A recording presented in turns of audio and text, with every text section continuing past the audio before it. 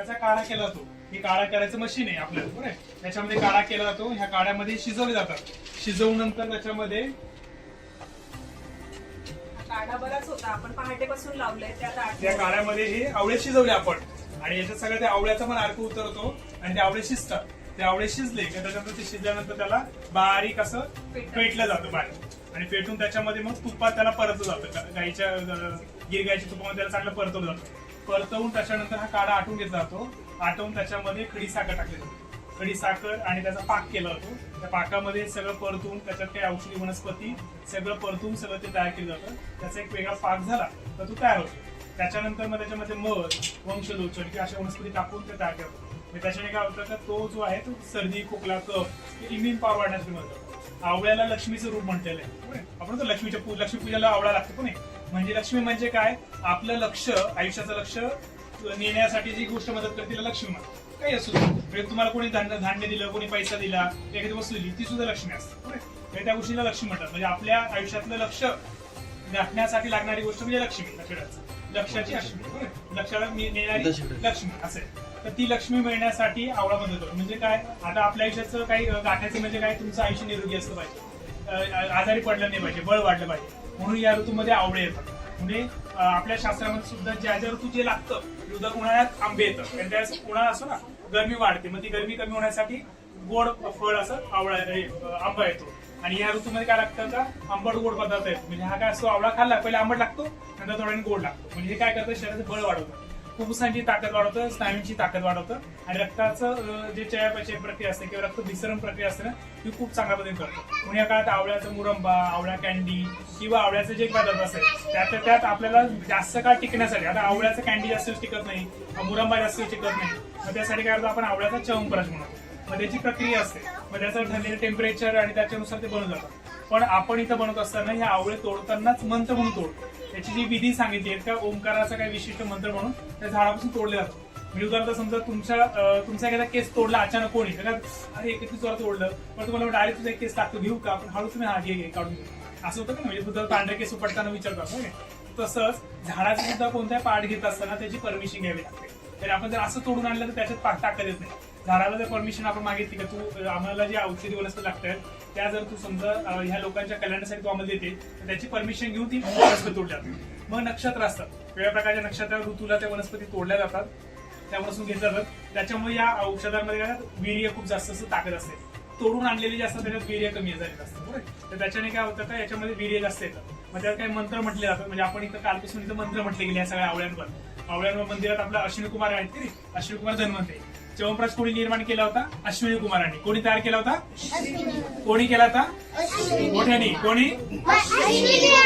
कोणी केला होता, अजून मोठा, अश्विनी कुमार.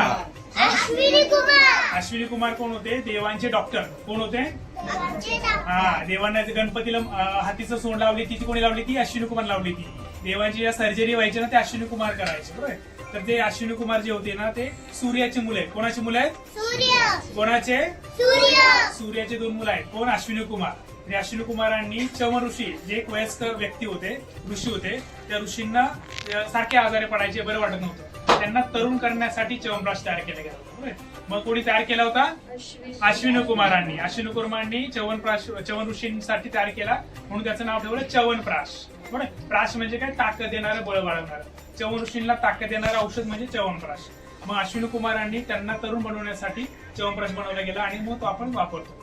ज्या लोकांना दम्याचे आजार आहेत किंवा ज्यांना दम्याचे आजार होऊन गेले, अस्थमाचे आजार होऊन गेले किंवा कुठल्याचे आजार होऊन गेले, फुफ्फुसासंबंधी आजार होऊन गेले, रक्तासंबंधित, हृदयासंबंधित, त्या लोकांना एकदा त्यांची ट्रीटमेंट पूर्ण झाली तर त्यानंतर आपण च्यवनप्राश खायला सांगतो. पण आपल्याला ह्या ऋतूमध्ये सर्दी, खोकला, दम्याचे आजार होतात, म्हणून या ऋतूमध्ये च्यवनप्राश खायला सुरू केलं चांगलं असतं. म्हणून लक्ष्मीपूजन तुम्ही केलं असेल की नाही, आता लक्ष्मीपूजनला आवळ्याची पूजा करतात आणि तिथून पुढे हे सुरू होतं, आणि मग च्यवनप्राश केला जातो. तर आपली आता 3rd बॅच आहे, आपण हे 3ऱ्यांदा बनवतोय, आणि आपण बनवतो तास लगेच जातो पण, आणि औषधीसाठी आपण बाजूला ठेवतो. अशा प्रकारे तो च्यवनप्राश केला गेला आणि तो खाल्ला गेला, तर त्याच्याने आपल्याला पूर्ण ताकद मिळते आणि होतं. आता हे सगळं बनत असताना याच्यावर कंटिन्यू मंत्र म्हणणं चालू असेल. त्याचा जो मंत्र असतो तो मंत्र म्हटला होतो, त्याच्याने काय होतं, या पाण्याच्या मॉलिक्युल्स मध्ये ताकद येते, बरोबर.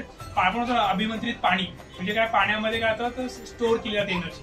तर तुम्ही जर वॉटर थेरपी नावाचं एक पुस्तक आहे, ते वाचतं, तुमच्या लक्षात आहे का, वेगळ्या शब्दाने वेगळं वॉटर हलतं, वेगळ्या प्रकारचे ते व्हायब्रेशन क्रिएट करतात. म्हणून वेगळ्या प्रकारचे मंत्र जर आपण पाण्यावर किंवा काळ्यांवर म्हटले गेले तर त्याची आपल्या शरीरावर किंवा याच्यावर सुद्धा चांगली होते. कारण आपल्या शरीरामध्ये 70% पाणी असतं.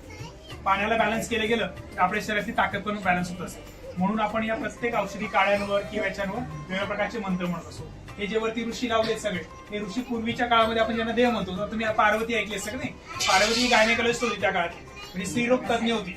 तर ती काय करायची, बायकांना दुरुस्त करायची, म्हणून तिला देवी म्हणतात. म्हणून पार्वतीला लक्ष्मी म्हटलं जातं किंवा पार्वतीला धरणी म्हटलं जातं, धरून ठेवणारा. बरोबर. तर ती पार्वती अशी वेगवेगळ्या प्रकारची सौंदर्य प्रसाधनं बनवायची. असे पुस्तकात रेफरन्स आहे.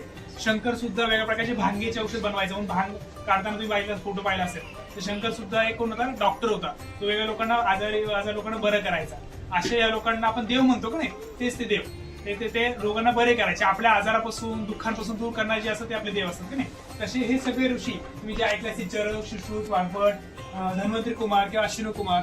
धन्वंतरी आपण आरोग्याची देवता म्हणतो. यांनी काय केलं, आयुर्वेद गोळा केला आणि सगळीकडे प्रचार केला. आणि ते काशीला राहायचे, म्हणून काशीराज देवदास त्यांना म्हणायचे. बरोबर. काशीला म्हणून कोणी मरत नव्हतं पहिले, आणि जो माणूस मारायचा त्याला मोक्ष मिळायचा. आपण असं ऐकलं काशीला गेलं का मोक्ष मिळतो. तर तिथं धन्वंतरी राहायचे म्हणून काशीराज देवदास म्हणायचे त्याला. तर हे तिथं असायचे तर म्हणजे लोक मरतच नव्हते. म्हणजे तिथं शंकराचा वास होता. म्हणून आपण लोक काशीला कधी गेलं पाहिजे, तर त्याचा मागचा उद्देश तो असतो. तिथं ते पवित्र स्थान त्यांनी तयार केलं. अशा प्रकारची इतिहास आहे या आयुर्वेदाला. आणि आयुर्वेद जर समजून घेतलाय त्यामध्ये आपण पाळला तर आपल्या कोणत्या प्रकारचे आजार येतात.